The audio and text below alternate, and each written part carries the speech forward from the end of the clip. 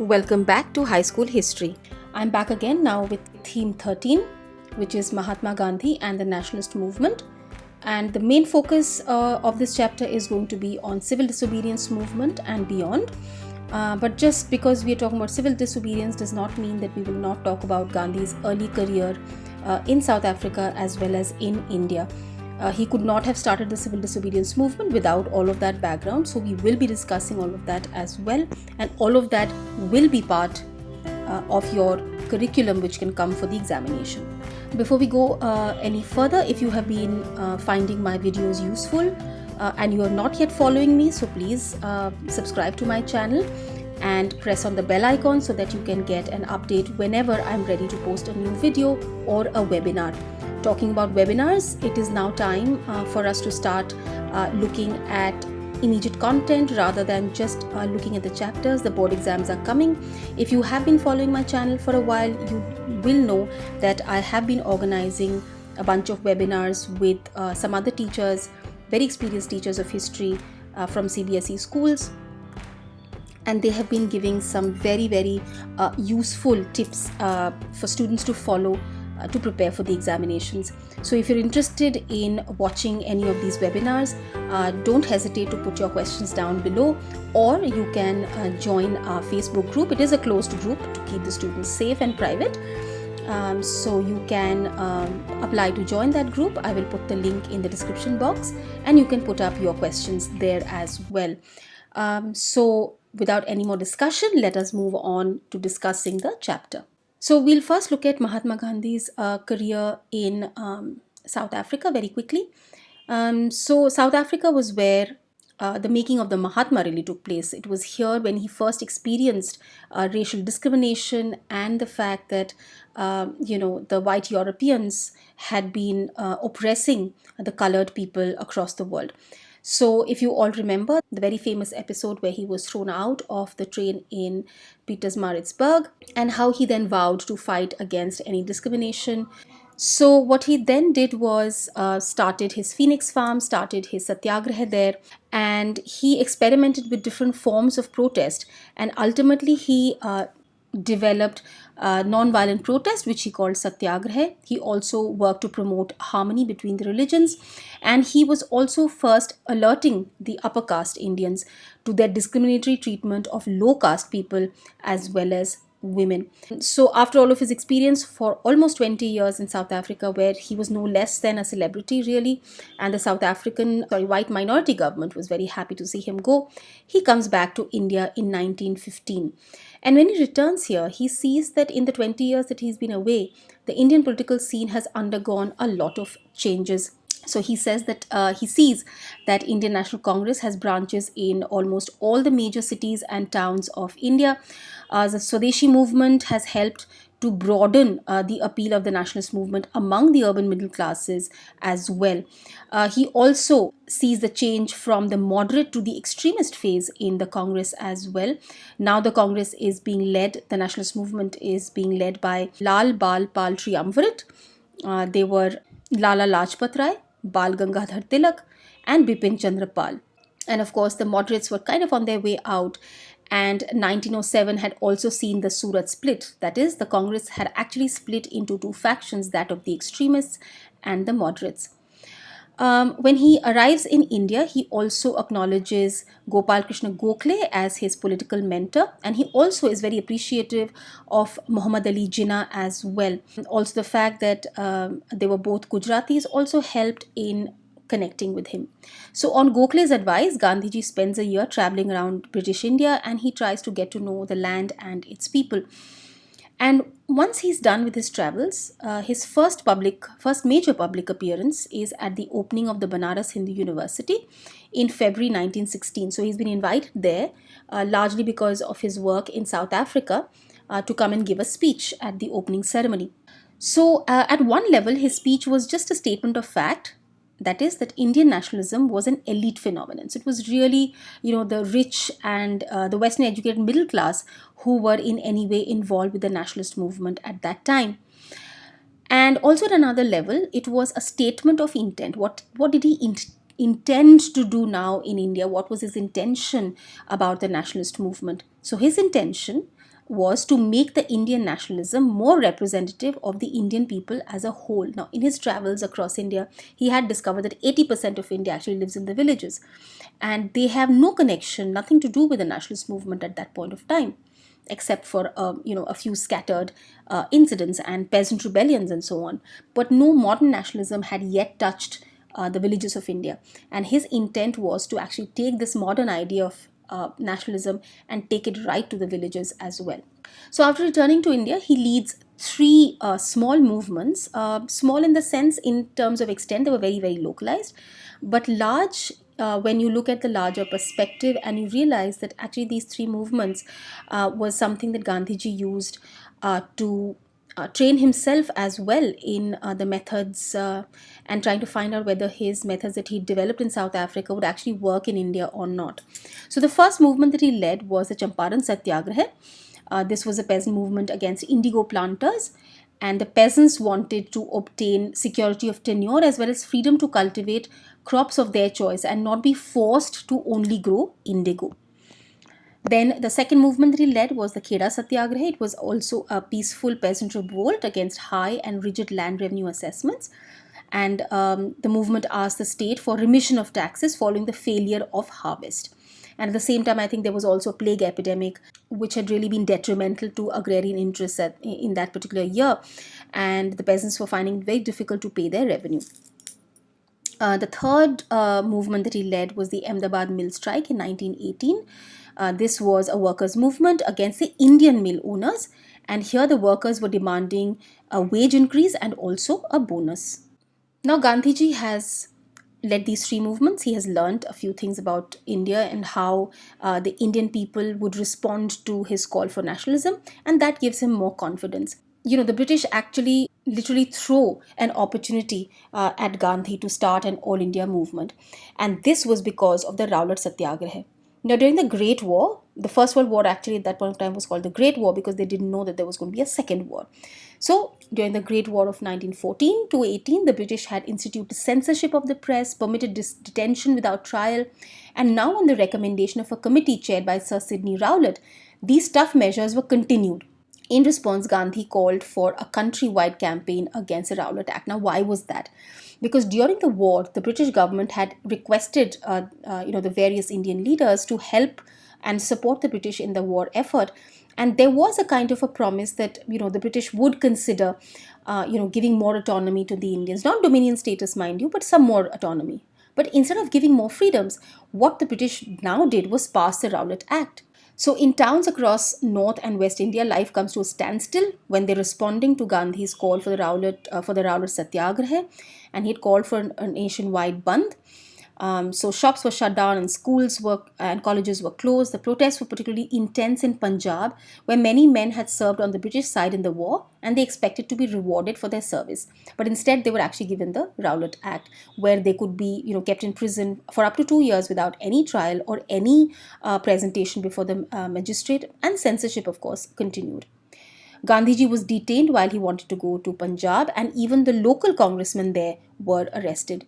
The situation in the province was growing progressively more tense, and it reached a bloody climax in Amritsar in April 1919, when a British brigadier ordered his troops to open fire on a nationalist meeting.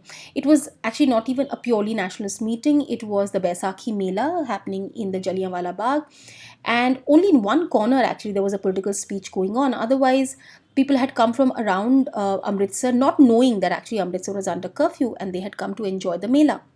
More than 400 people were killed in what is known as the Jallianwala Bagh massacre, and this led to an international outcry against British rule. And it was this Rowlatt Satyagraha which actually now catapults Gandhi into the national stage. So he now gets his opportunity and he organizes the Non-Cooperation Movement. Indians who wished colonialism to end were asked to stop attending schools, colleges, and law courts and not pay any taxes. In some, they were asked to adhere to a renunciation of all voluntary association with the British government. Now, basically, Gandhi said that the number of Britishers in India is very minuscule compared to the millions of Indians. And he says the only way the British could rule over us is when we are cooperating with them. So the moment we withdraw our cooperation, it will force the British government within the year to give us our Swaraj. So if non-cooperation was effectively carried out, Gandhiji said that India would win Swaraj within the year. To further broaden the struggle, he joined hands with the Khilafat movement that sought to restore the caliphate, a symbol of pan-Islamism, which had recently been abolished by the Turkish ruler Kemal Ataturk. So, how did he knit the non-cooperation movement and the Khilafat movement into a countrywide popular movement? So, Gandhiji hoped that by coupling the non-cooperation movement with Khilafat, India's two major religious communities, that is the Hindus and Muslims, collectively could bring an end to colonial rule in India. The working class went on strike in many towns and cities, and according to official figures, there were 396 strikes in 1921, which involved 600,000 workers and a loss of 7 million workdays. So it was quite effective. The countryside was also seething with discontent. The hill tribes in northern Andhra violated the forest laws. For them, non cooperation meant that forest laws would not be followed anymore. Farmers in Awadh did not pay any taxes. The peasants in Kumaon refused to carry loads for the colonial officials. Peasants, workers, and others interpreted and acted upon the call to not cooperate with colonial rule in ways that best suited their interests rather than conform to the dictates laid down from above. So, non cooperation, writes Mahatma Gandhi's American biographer Louis Fisher, becomes the name of an epoch in the life of India and of Gandhiji. Non cooperation was negative enough to be peaceful, but positive enough to be effective. It entailed denial, renunciation, and self discipline, and was training for self rule, according to Gandhiji. So, as a consequence of the non cooperation movement, the British Raj was actually shaken to its foundations since the revolt of 1857. And then in February 1922, things took an ugly turn where in Chauri Chaura, a group of peasants attacked the police station and some 22 policemen lost their lives. And Gandhi was very concerned that if he condones this violence, one, he's then not true to the basic ethos of the movement, which was non-violence, and also he feared state repression, that the state machinery was far too powerful to suppress violently the Indian voice and the Indian people. So he decides to call off the movement altogether.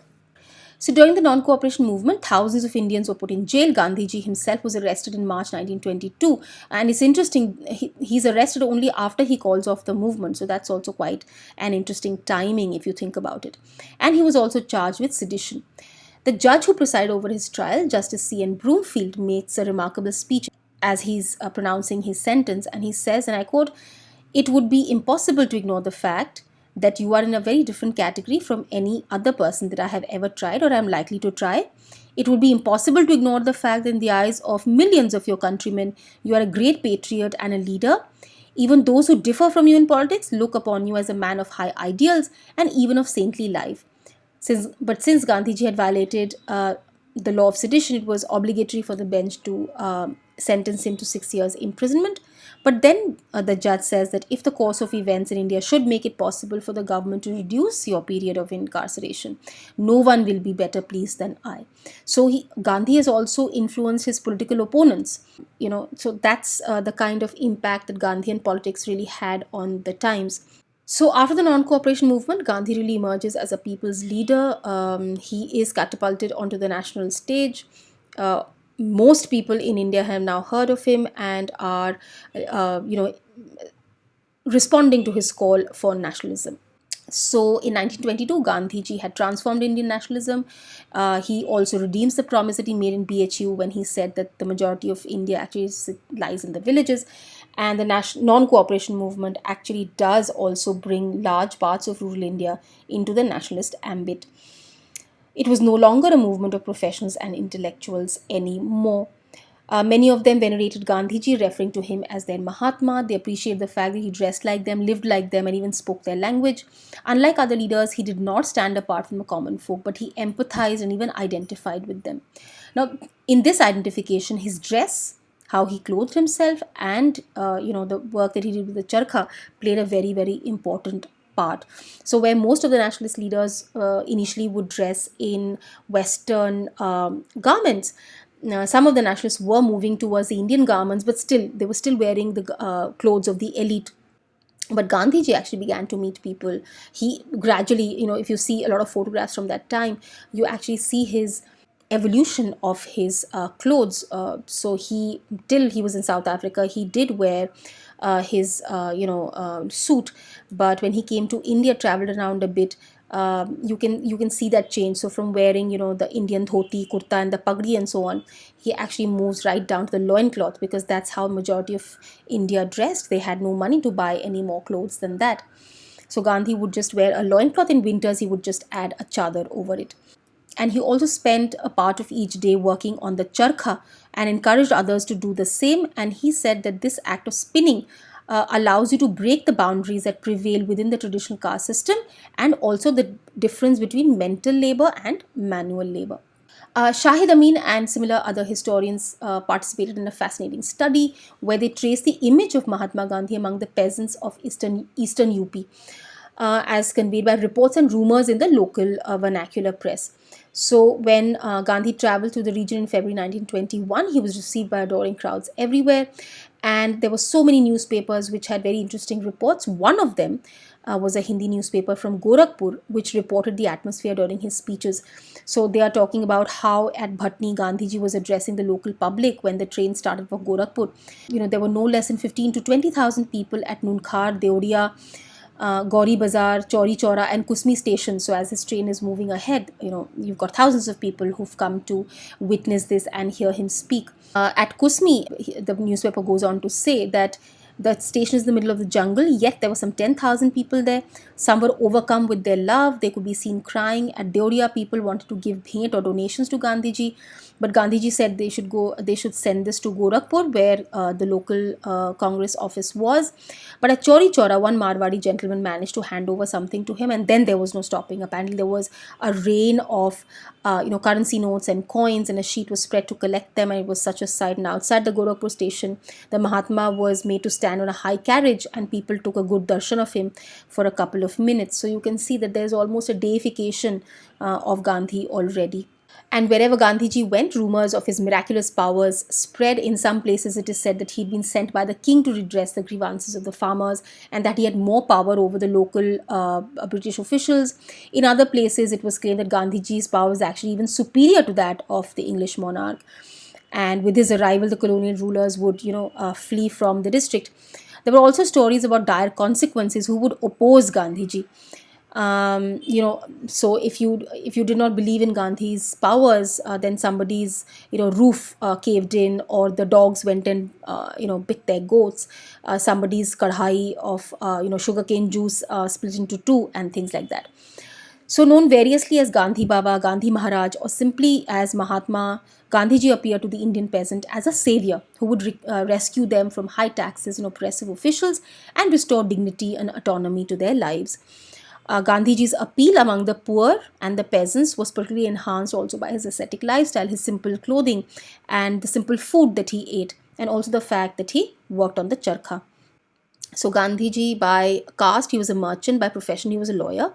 But his simple lifestyle and the love for working with his hands allowed him to empathize with the poorest people, and who in turn, therefore, then were more willing to listen to him. Where most other politicians talked down to them, Gandhiji appeared not just to look like them, but also to understand them and relate to their lives. Now, Gandhiji's success in broadening the base of nationalism was based on very careful organization. So it's not as if he did all of this all by himself. So he had, around him a bunch of very talented people who were very good at organizing people, and all of his satyagrahas that we see were actually part of the success also lies with these other leaders. So the first thing that he also gets the Congress to do is establish new branches in various parts of India, especially in the rural areas, and also a series of Praja Mandals were established in the princely states, right? Remember that the British controlled about 1/3 of India, and about 2/3 of India was still under princely states, so some 560 odd princely states. So nationalism was a little late in coming to these areas under the princely states, and the Praja Mandals were going to have an impact here. Gandhiji also encouraged the communication of the nationalist message in the mother tongue rather than in English, and this also helped local people connect with the local Congress offices. And thus, the provincial committees of the Congress were based on linguistic regions rather than the artificial boundaries of British India. And when India becomes free and the reorganization of states is being undertaken, largely it is based on language. And the history actually goes back to the fact that the Congress committees and the Praja Mandals were largely linguistic in nature. Indian entrepreneurs were very quick to realize that once India became free, the favors that the white industrialists enjoyed at the cost of the Indians would go away. And they actually saw benefit in supporting the nationalist movement. Many of them actually supported the Congress as well. So people like G.D. Birla supported the nationalist movement. So therefore, we see that Gandhi's admirers included both the poor as well as the rich. However, because the reasons why the poor were following Gandhi and why the industrialists were following Gandhi were different. So later on, Congress would face, some problems here. So when they were seen as benefiting the workers, so if the Congress was supporting the workers and the peasants, somewhere the industrialists and the landlord class felt alienated. And if the Congress was seen to be siding with the industrialists and the landlords, the peasants and the workers began to feel threatened. So Congress would deal with this problem, but that's a topic for another time. So between 1917 and 1922, a group of highly talented Indians attached themselves to Gandhiji, and they were the ones who actually helped Gandhi organize India-wide movements. So these people included Mahadev Desai, Vallabhbhai Patel, J.B. Kriplani, Subhash Chandra Bose, Abul Kalam Azad, Jawaharlal Nehru, Sarojini Naidu, Govind Vallabh Pant, and C. Rajgopalachari. And if you notice, all of these people actually came from different parts of the country as well, and also different religious traditions. After 1922, after calling off of the non-cooperation movement, Gandhi decides to kind of take a break from active politics, and what he starts is known as the Constructive Program. So, which includes promotion of homespun cloth or khadi, abolition of untouchability, getting the Indian society rid itself of social evils such as child marriage, and also working for Hindu-Muslim harmony. So these were four of the very important parts of the constructive program. Prohibition also was a very important part of this constructive program. By prohibition, we mean control of alcohol sale, consumption, and alcoholism, of course. So 1928, things are going to change in India again, which is again going to get Gandhi to come onto the national scene again into active politics. And that is the all-white Simon Commission, which comes from England to India to inquire into the conditions of the colony. So wherever the Simon Commission went, it was greeted with black flags and slogans of Simon Go Back, simply because if you've come to study Indian conditions, why is there no Indian member in the commission? And the work of the Simon Commission was going to be to look at the working of the Government of India Act of 1919 and make their recommendations, because 1929, the next set of Government of India Act was to be passed. So in the Lahore session of 1929, the Indian National Congress did two things, and very significant things. One was the election of Jawaharlal Nehru as the president, which signified the passing of the baton of leadership to the younger generation. And second was a proclamation of the commitment to Purna Swaraj or complete independence. So far, they'd only been talking about home rule or dominion status or Swaraj. But now they have changed their commitment to Purna Swaraj. So this is really important. So 1929 Lahore session, you must remember, is going to be very important.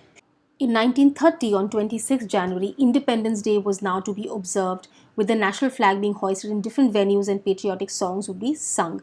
Now, this is also one of the resolutions that was passed in the Lahore session of 1929. And Gandhiji himself issued precise instructions as to how the day would be observed.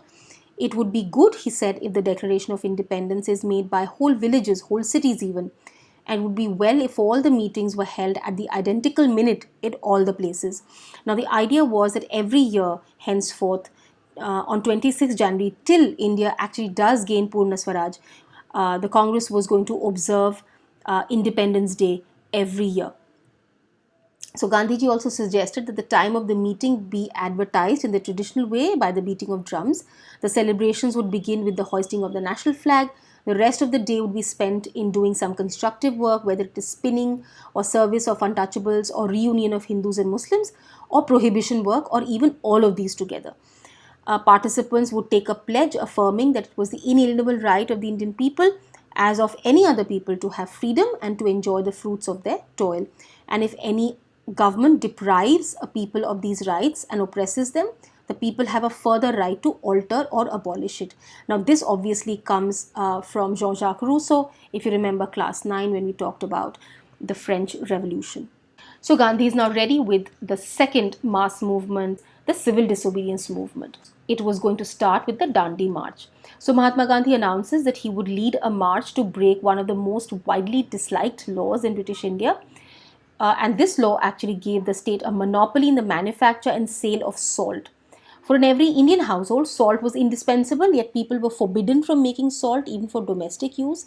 This compelled them to buy salt from shops at high prices. The state monopoly over salt was deeply unpopular, and by making it his target, Gandhiji hoped to be able to mobilize a wider discontent against British rule. So on 12th March, Gandhiji begins walking from his ashram at Sabarmati towards the ocean. He reaches his destination in 3 weeks and then makes a fistful of salt on 6th April. And as he did so, he made himself a criminal in the eyes of law. So if you remember, the non-cooperation movement was that we will not cooperate with the British. But civil disobedience takes it a step further and says we will actively disobey British law. So there were numerous other streams of protest across large parts of India. Peasants breached the hated colonial forest laws like earlier. In some towns, factory workers went on strike, lawyers boycotted British courts, and students refused to attend government-run educational institutions. Now, we have two sources of information when we talk about Gandhiji's Salt March. One is the secret reports filed by the police, which you will find in the later part of the chapter in your textbook. And you also have the American news magazine, Time, which reported minute to minute Gandhiji's march from Sabarmati Ashram to Dandi. So the officials deputed to monitor his movements, they filed these secret reports, and these reproduce the speeches he gave at the villages en route, in which he called upon local officials to renounce government employment and join the freedom struggle. The police spies reported that Gandhiji's meetings were very well attended by villagers of all castes and by women as well as men. They observed that thousands of volunteers were flocking to the nationalist cause, and among them were many officials who had resigned from their posts and the colonial government as well. Writing to the government, the district superintendent of police remarked that Mr. Gandhi appears calm and collected. He is gathering more strength as he proceeds. But for some strange reason, which Gandhi also finds surprising, that he's not arrested so quickly. They allow him to complete his Dandi march and break the salt law. Then when you look at the American news magazine Time, the magazine starts by being very scornful of Gandhiji and his looks, and they write with disdain of his spindly frame and his spidery loins. Thus, in its first report on the march, Time was deeply skeptical of the Salt March reaching its destination. It claimed that Gandhiji sank to the ground at the end of the second day's walking. The magazine did not believe that the emaciated saint would be physically able to go much further, but within the week, it had changed its mind. The massive popular following that the march had garnered but within the week, it had changed its mind. The massive popular following that the march had garnered, wrote Time, had made the British rulers desperately anxious. Gandhiji himself was now saluted as the saint and statesman who was using Christian acts as weapons against men with Christian beliefs. The Salt March was notable for three important reasons. First, it was this event that first brought Mahatma Gandhi to world attention, thanks largely to the Time magazine article. The march was widely covered by European and American press as well. Second reason why it was so notable is that it was the first time that women participated in large numbers. The social activist Kamala Devi Chattopadhyay had persuaded Gandhiji not to restrict the protest to men alone. Kamala Devi was herself one of the numerous women who courted arrest by breaking the salt or liquor laws.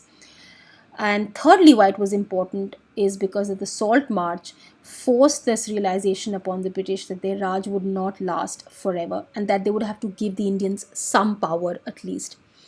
So this is where the Gandhi-Irwin Pact came into the picture. So Lord Irwin, who was the Viceroy of India at that time, he invited Gandhiji for talks, and as a result of their talks, they reached the following agreement that firstly, Gandhiji would call off the civil disobedience movement. On the part of Irwin, he promised that all political prisoners who were not accused of violent acts would be released, that salt manufacture would be allowed along the coast by individuals without a license also, and then Gandhiji agreed to attend the second round table conference. The Gandhi-Irwin Pact was actually criticized by radical nationalists for Gandhiji was unable to obtain from Viceroy a commitment to political independence for Indians. So they all criticized Gandhi, saying that, what about the resolution of Purna Swaraj? You've not been able to get us Purna Swaraj, and you're calling off the meeting, calling off the movement. So in 1931, Gandhiji attends a second roundtable conference. However, his claims that the Congress represented all of India actually was challenged by three groups of Indians. The first challenge was from the Muslim League, who claimed that they were the sole representatives of the Muslim minority. The second challengers were the native princes, who claimed that the Congress had no stake in their territories. And the third opposition came from Dr. B.R. Ambedkar, who argued that Gandhiji and the Congress actually represented the upper caste and they did not represent the interests of the lower castes.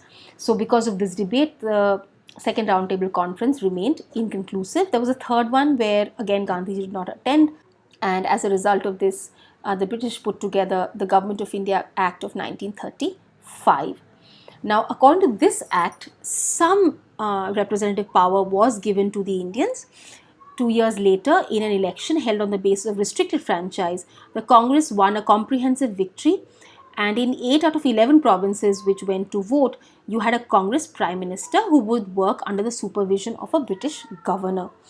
They did have a fair amount of power, but whatever legislation that the new Indian legislatures would pass could be vetoed by the British governors. So, not a lot of power, but definitely some improvement from the previous times. So, in September 1939, 2 years after the Congress ministries had assumed office in 1937, the Second World War had broken out. Mahatma Gandhi and Jawaharlal Nehru had both been strongly critical of Hitler and the Nazis, and accordingly they promised that Congress would support the war effort of the British, but the British in return had to promise to grant India her independence once hostility had ended. This offer, of course, was refused. So, in protest, the Congress ministries resigned in October 1939. Through 1940 and 1941, the Congress organized a series of individual satyagrahas. Gandhi felt that now was not the time to start an all India movement, even though there were some elements within the Congress which supported that. But Gandhiji prevailed, and in these 2 years, actually from 1939 to 1941, there were only individual satyagrahas which were being offered. In March 1940, the Muslim League passes the Pakistan Resolution, which demanded a measure of autonomy for the Muslim majority areas of the subcontinent. So the political landscape becomes more complex. It's not the Indians versus the British anymore. It's now a three-way struggle between the Congress, the Muslim League, and the British. At this time, Britain had an all-party government whose Labour members were more sympathetic to the Indian demand for independence. But Winston Churchill, the Conservative Prime Minister, was a die-hard imperialist who insisted that he had not been appointed the king's first minister in order to preside over the liquidation of the British Empire. In the spring of 1942, Churchill was then persuaded to send one of his ministers, Sir Stafford Cripps, to come to India and try and forge a compromise with Gandhi and the Congress.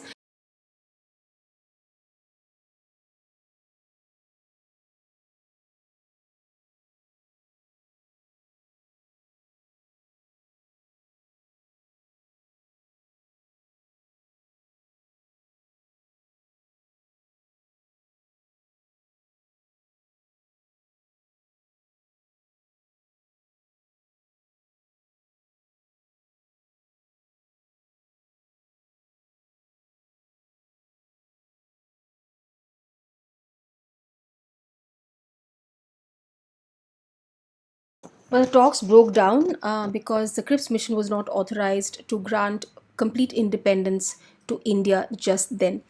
So talks break down. However, after the Congress insisted that if it was to help the British defend India from the Axis powers, then the Viceroy had to first appoint an Indian as a defense member of his executive council. Now, this demand also was turned down. So the Cripps mission returns to England after failing.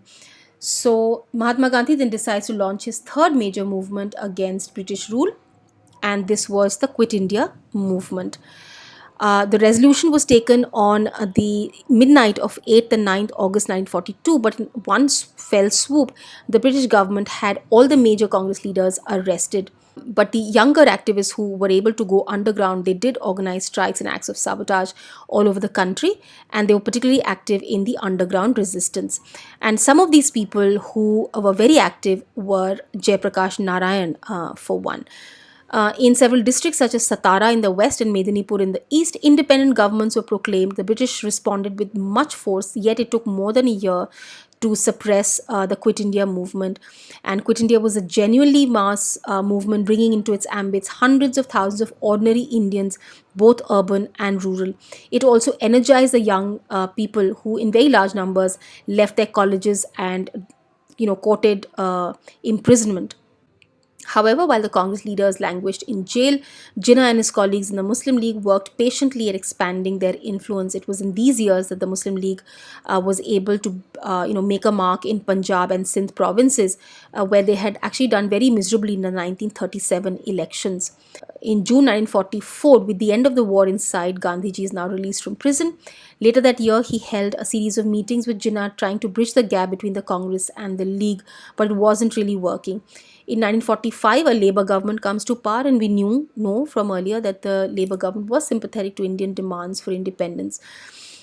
So it did commit itself to granting independence to India. Meanwhile, back in India, the Viceroy Lord Wavell brought the Congress and the League together for a series of talks to figure out how the transfer of power was going to happen. But these talks also remain very inconclusive because both the Muslim League and the Congress are not willing to budge an inch from their stand. Anyway, 1946, fresh elections to the provincial assemblies is announced. Congress sweeps all the general category, but in the seats specifically reserved for Muslims, the League wins an overwhelming majority. So while the Congress leaders were in jail, this is what Jinnah was able to do. He was able to win a lot of popular support in the reserved constituencies. So a cabinet mission is now sent in the summer of 1946 to try and get the Muslim League and the Congress again on a common footing, to look at how power would be transferred. But talks break down.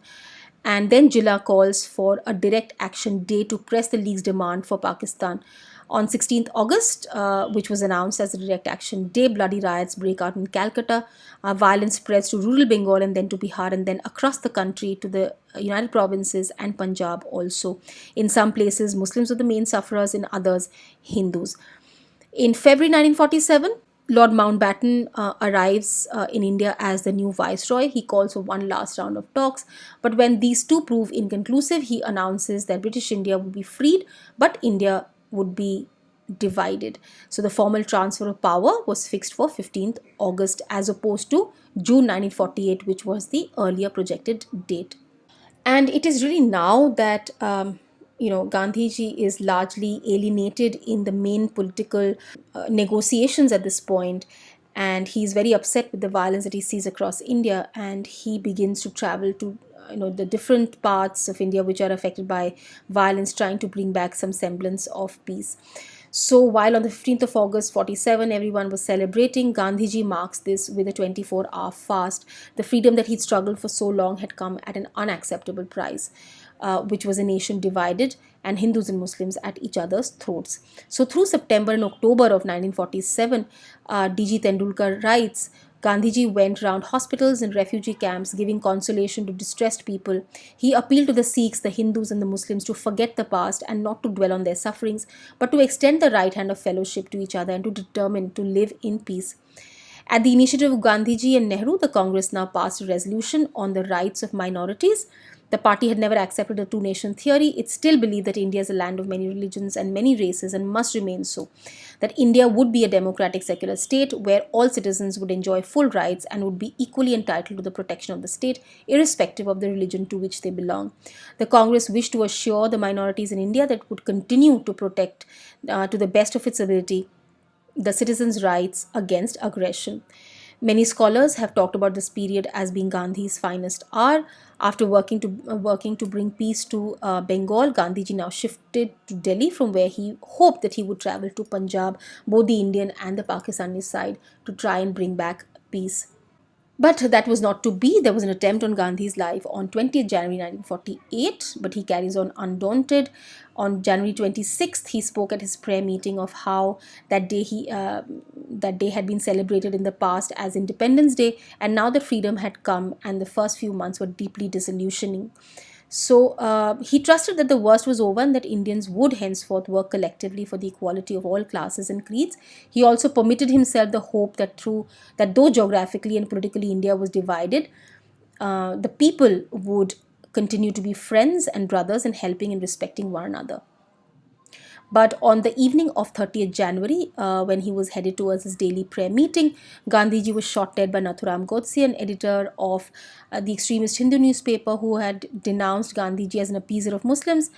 And Gandhiji's death led to an extraordinary outpouring of grief, with rich tributes being paid to him from across political spectrum of India, and moving appreciations coming in from international figures such as George Orwell and Albert Einstein. Time magazine, which at one point of time had mocked Gandhi's physical size and seemingly non-rational ideas, now compared his martyrdom to that of Abraham Lincoln. And they said it was a bigoted American who had killed Lincoln for believing that human beings were equal regardless of their race or skin color, and it was a bigoted Hindu who had killed Gandhiji for believing that friendship was possible and indeed necessary between Indians of different faiths. In this respect, as Time wrote, the world knew that it had, in a sense too deep, too simple for the world to understand, connived at his Gandhiji's death, just the way it had connived at Lincoln's. Now that we have studied so much about Gandhiji through this chapter, how do we get to know what are our sources of information on understanding Gandhi and his contribution to the nationalist movement? So, one important source is the writings and speeches of Mahatma Gandhi and his contemporaries, including both his associates as well as his political opponents. So, within these writings, we need to distinguish between those that were meant for the public and those that were not. So, that is public papers and personal papers, right? So, in these letters, especially, when the leaders were writing to each other, we see people expressing their anger and pain, their dismay and anxiety, their hopes and frustrations in ways that they may not express themselves in a public speech. But we must remember that this private public distinction often breaks down because many letters are written to individuals and are therefore personal, but they're also meant for the public. We'll just come to that in a bit. The language of the letters is often shaped by the awareness that they may one day get published. Conversely, the fear that a letter may get into print often prevents people from expressing their true feelings and true opinions. Like, for example, Mahatma Gandhi would regularly publish the letters he received from various leaders in his journal Harijan. Then we also know that Nehru edited a collection of letters written to him during the national movement and published it under a bunch of old letters. So when people wrote to them, they sometimes knew that okay, some of our letters could be printed and published as well. So they could have been, we don't know, they could have been a little more guarded in their language. Then autobiographies and biographies are also very important ways of understanding them, especially autobiographies. But when we read autobiographies, we have to be very careful the way we interpret them. Because remember, these are always in retrospect and first-hand information. So how the writer is envisioning, so how the writer is expressing his or her feelings, right? And also recollection after many years maybe of that event. So sometimes we may have experienced something, but as time goes by, our remembrance and memories of the experience may change over time. So writing an autobiography is a way of framing a picture of yourself. So in reading these accounts, we have to try and see what the author is not telling us, and we need to understand the reasons for that silence or those willful or unwitting acts of forgetting. Then again, newspapers are a very important way to get to know about leaders. You might think that newspapers would give us an unbiased picture, but that is not always true. We do know that newspapers can also have a biased and prejudiced opinion about people, right? So we need to be careful about that as well, especially if you're comparing a newspaper being published in London and an internationalist newspaper. Obviously, the account of the same event will be from two different perspectives. And then, of course, you have a lot of secret police reports on Gandhiji, which are available to us today in copious amounts. So again, the state kept a very close tab on people they regarded as critical of the government. So letters and reports written by policemen and other officials were secret at the time, but now they can be accessed in the archives. One such source, the fortnightly reports that were prepared by the Home Department from the early 20th century, these are very important. These reports were based on police information from the localities, but often expressed what the higher officials saw or wanted to believe. So the official reports also were not always unbiased. So what does your superior want to hear? So you'll kind of make the report accordingly, right? You also want to get promoted and not be yelled at by your superior. So that is something that we need to keep in mind. So while noticing the possibility of sedition and rebellion, they like to reassure themselves that these fears were unwarranted. So if you study the fortnightly reports of the Salt March period, which are given in your textbook, you will notice that the Home Department was unwilling to accept that Mahatma Gandhi had evoked any enthusiastic response from the masses. The march was seen as a drama, an antic, a desperate effort to mobilize people who were very happy under British rule, right? These are biases that we need to understand when we actually use these kind of sources to reconstruct the past. So in conclusion, um, as I said, we need to be very careful whatever source material that we use. In fact, right through the text, right through the 3 books that we've been studying, we've been seeing that there are different kinds of sources, and each kind of source that we study, we need to keep in mind the advantages that those sources give us and also the problems of those sources. So even with Gandhiji, we need to keep these things in mind when we look at the various sources of information on him. So that's it for today. Don't forget to put in your questions and your queries so that we can create some matter for the webinars which will come very, very soon. So until next time, bye-bye.